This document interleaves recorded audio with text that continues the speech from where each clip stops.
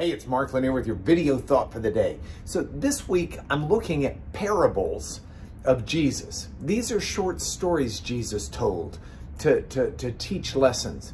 And today I've been studying the parable of the sower.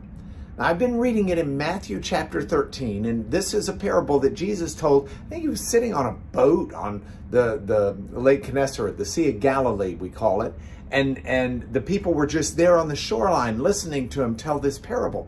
And he told the parable about a sower. Now, that's a fancy word for a farmer. It's a fella who's out there planting seeds. And this fella, back then, they would take that seed and they just kind of throw it around and throw it into the farmland, the place where the crop needs to grow. And so this fella's out there doing it. Well, some of the seed he throws actually falls on the path. And so it's not in any soil where it can go down or do anything, and birds just come and eat it, and it's gone.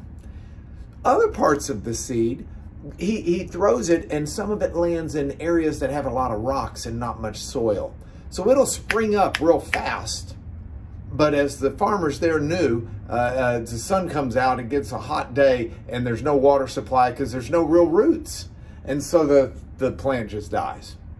And then there's third that goes into an area that's got some thorns, some weeds, and it grows up. But the thorns and the weeds, they take over the grain and psh, they choke it out. And then the fourth lands where the sower, the farmer, really wants it to land, and it's out there in the good, rich soil, the farm soil. And it grows and it produces a great crop that multiplies. Now, Jesus says, first of all, his followers didn't really understand what he was driving at. Thought it was really good. He told a good story, but not one that they were necessarily tracking with. So he explained it to his disciples. And he said, the seed is like the kingdom of God. That's to us, that is those people that are going to live in fellowship and harmony under the lordship of God. And so the kingdom of God, he says, is like this. News of that kingdom comes out, and some of it lands on people who just aren't listening. They don't get it. They don't understand it. Sunimi is the Greek word. They just don't grasp it in some way that it plugs into their life. It's just like water off the back of a duck. And the enemy can just come and snatch the seed away, and they may not think anything more of it. Now, a second set of the seed falls, and it falls into soil that is not very thick. It's real thin, and it won't produce roots. And these are people who hear about God, and they hear these messages, and they think, oh, this is great, I'm excited. But they don't have anything else really behind them. They don't have any roots. And so when tribulation comes, or when persecution comes, they just wither away, and they go back to their old way of seeing things and their old ways of thinking. They don't live in the depth of the kingdom.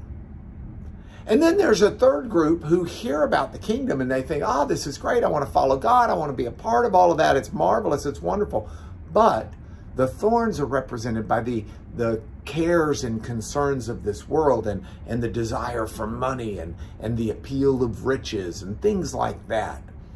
And that chokes out this desire, this willingness or wantedness of the kingdom, fellowship with God. And then the fourth are people who hear about God and they get it. They understand it enough to alter their lives and to put their lives in on it.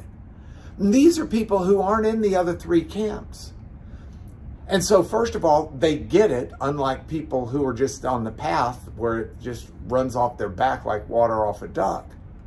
This is different than the people who are so shallow that they don't have any roots. These are people, when persecution and tribulation comes, they get deeper into their faith, deeper into trusting God instead of running from it. And these are people who see the world and see riches, but don't see them as something that's an end to themselves. Instead, see them as tools to help in the kingdom. In other words, if God gives you resources, he gives you resources to use for kingdom work. The kingdom comes first. And that's that fourth group, kingdom-minded people who realize God, his mission, his purpose, his plans for me and everyone else, those need to be priority one. And when we begin to let him sculpt and develop our life will bear true fruit. That was the parable of the sower, and that's your video thought for the day. I hope you'll join me tomorrow for another video thought.